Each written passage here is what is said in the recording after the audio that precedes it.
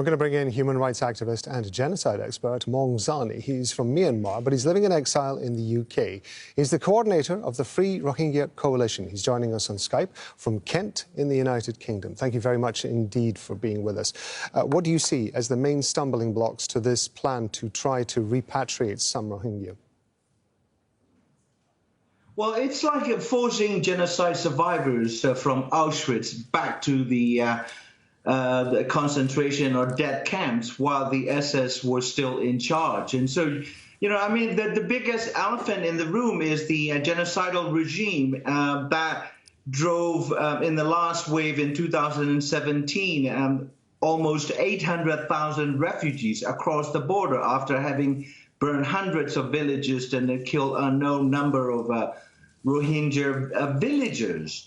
They're still in power, and they're committing similar atrocities against other minority groups. And United Nations, particularly the UN resident coordinator and his team inside, and as well as the Nobel Peace Prize winning World Food Program, reportedly collaborating with this regime's attempt to use the Rohingya repatriation as public relations campaign and to placate the Chinese in Beijing that are wanting to show that they are being constructive in Burma, and also they are also helping the Bangladesh because China is trying to woo Bangladesh away from India-US nexus. And so I think there are a number of major issues. The most important issue here is the UN complicity in the Myanmar military's crimes against humanity and genocide. Let me ask you about that. Forgive me for interrupting you, but that's a very significant allegation that you're making against the UN.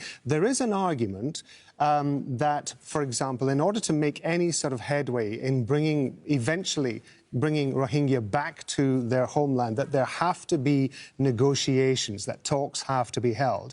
And there is an argument to suggest that that is precisely what the UN is doing, that in the best way it can is to bring both sides together in order to be able to have those talks. When you're talking about complicity, is there not an argument that the UN is simply trying to maintain its neutrality and find a way through this? No, the United Nations, High Commission for the Refugees is the principal UN agency mandated to protect the refugees, And what the UN has been doing, not just this is not an isolated incident. UN has been involved in this Rohingya issue since 1979.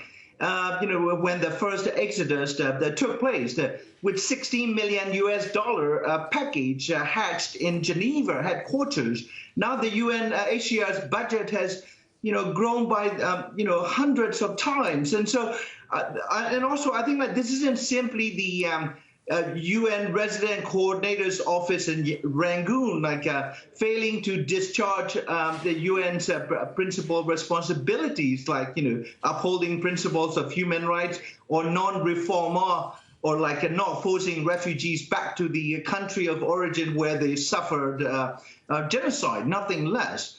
The highest level of UN bureaucracy is responsible.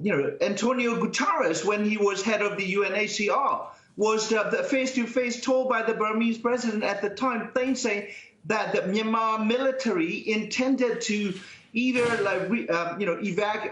forced out 2 million refugees or build segregated camps. And the Myanmar military at the time wanted the UN to support it. And Guterres was promoted to be the Secretary General. And then if you look at the Rwanda situation, Kofi Annan... OK, I want to interrupt you because I want to keep this with regards to the Rohingya refugees particularly. What do you think is motivating this decision, or this attempt at least, by Bangladesh and Myanmar to find some sort of program for bringing people back to their homeland? If what you say appears to be that this is a very hollow gesture, what do you think is driving it, and why do you think it's happening now? Well, I think like Bangladesh is desperate, let me say desperate, to get 1 million Rohingya refugees off its soil because it's become an economic burden, and because donors are also failing to meet the pledges to sustain the lives of 1 million refugees. And so the Bangladeshi authorities are trying everything in their power, legal and illegal, and moral and immoral. Let me say this. There are like 60 cases of like burning down Rohingya refugee camps over the last 2 years. And in terms of, with respect to Myanmar regime, it has suffered a major legitimation crisis since the coup, and it's trying to use the Rohingya issue, repatriation issue, as a way to placate China and to see if they can woo the international humanitarian organizations to collaborate and thereby establish or reestablish their legitimacy in the eyes of the international community. But let me say this, there are over 100,000 Rohingyas who have been put in camps that German Foreign Office officials who visited those places called concentration camps.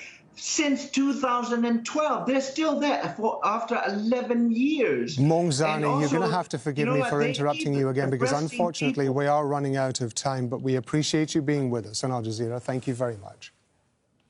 Thank you.